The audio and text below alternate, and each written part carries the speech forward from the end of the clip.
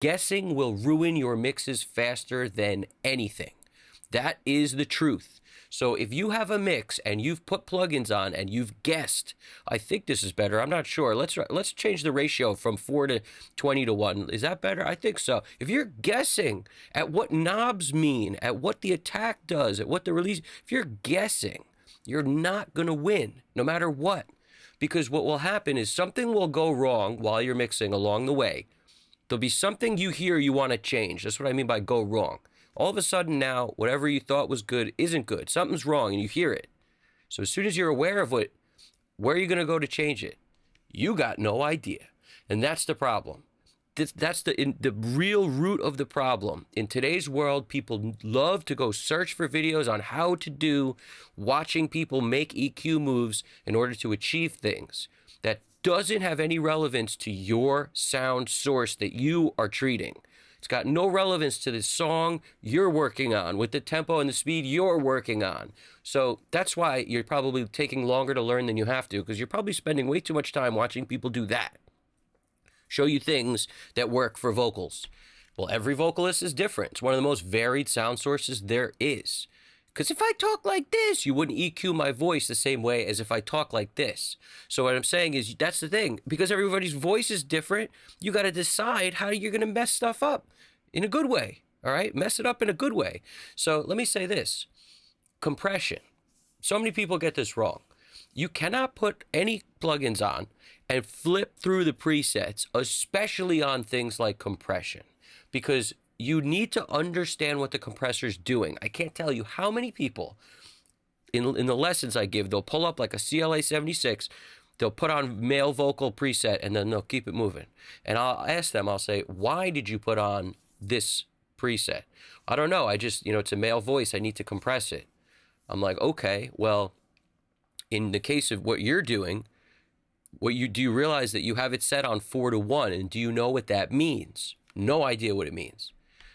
Well, I don't understand how somebody could go through mixing their stuff and not understand what the ratios are and be okay with that.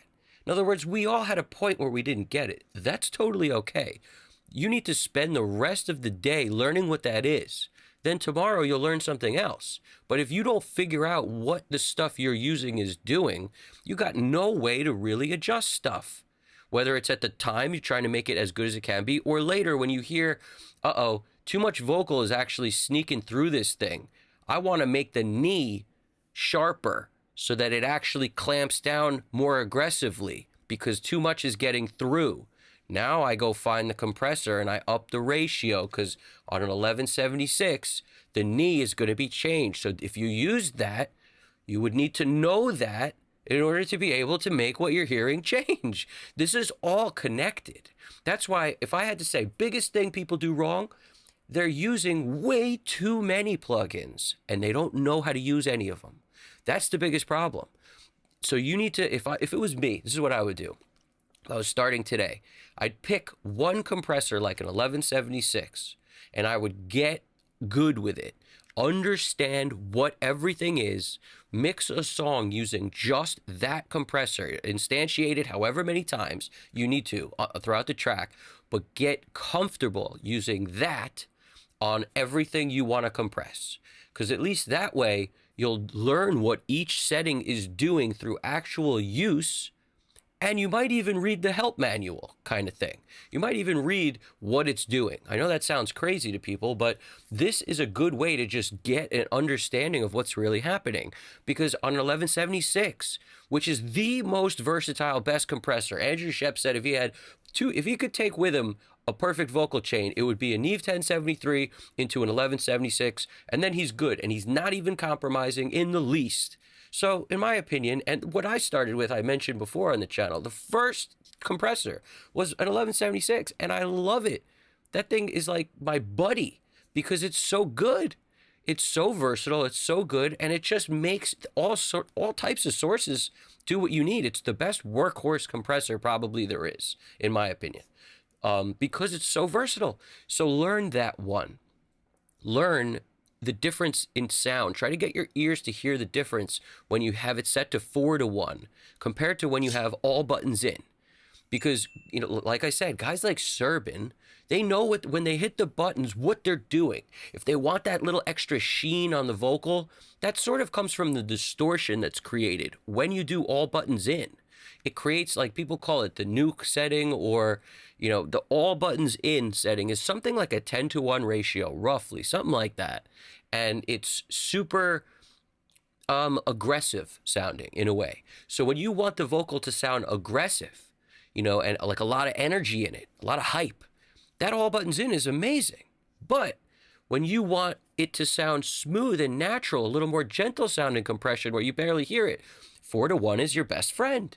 All right. So, and I don't want to even go too deep on what the ratios mean, but 4-to-1 means that since the threshold is fixed, you're controlling how much you're driving into the threshold with the input knob. That determines how much gets in to the actual compressor, and eventually it's going to be above the threshold.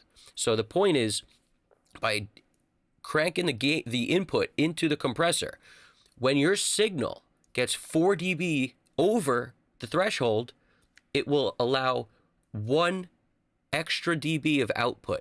So in other words, 4 dBs of input over the threshold gives you 1 dB of output, hence 4-to-1. Got me?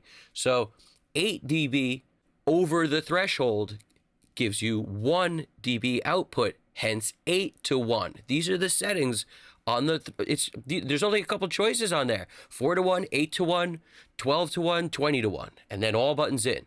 So by thinking in this way, okay, now you're understanding the 20-to-1 is as close as that unit has to like a brick wall limit, which means when it's 20 dBs over the threshold, it allows 1 dB extra of output. You get me? 20 dB in on the input gives you 1 dB of output above the threshold. You see what I'm saying? So 20-to-1. Get this stuff going on. And what I recommend doing is every day learn a different plugin, that's something that's going to work for you.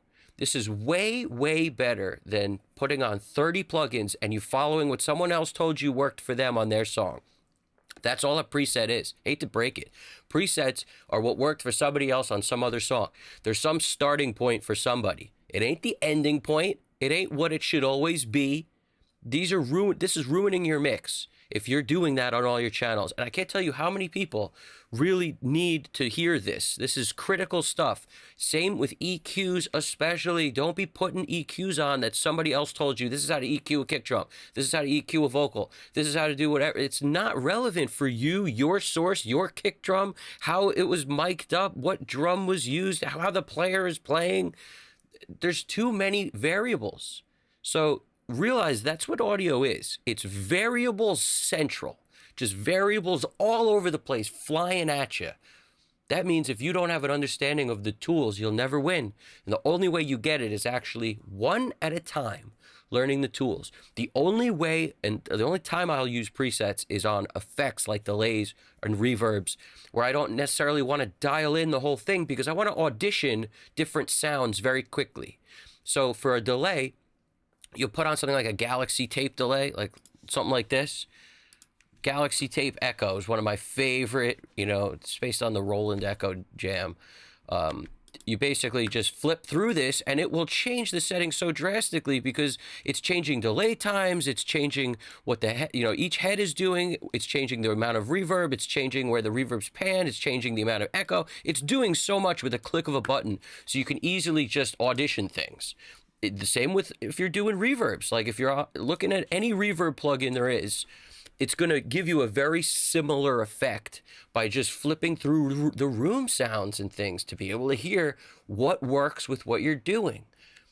I'm not saying don't do that, but notice the difference, the different use cases. That's for an effect. That's not for the brunt of the work to get stuff to sound the way you want. Because if you do guess, you will go through your mix, you'll get to a point where now you do hear something you don't like, and where is it? Good luck finding it. Pick what plugin you put on that's just a random preset that's actually gonna be the answer to fixing what you did. You don't even know what you did. So how could you do that? You can't do that. You need to go in and actually know what everything you're doing is doing. And then when you get to a certain level, what you'll notice is some pros will tell you, hey, I don't know what this thing is doing exactly, but I love it. That's very different.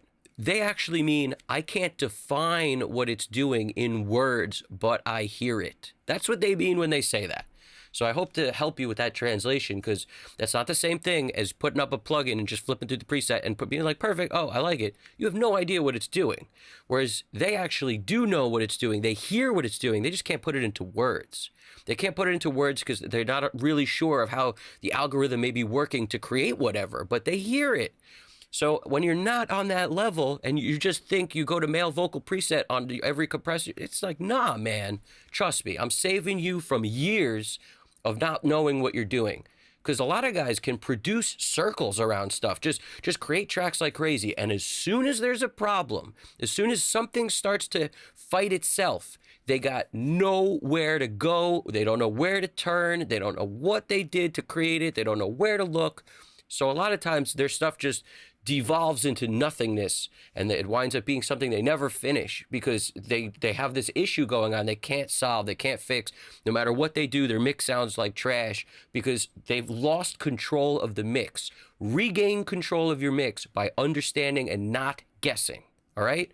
You guys got this. Throw something in the comments. I appreciate it. Hit the like button if you dug it. Subscribe if you haven't already. Evan Jaffe, Custom Cut Studios. You guys got this. Take it easy.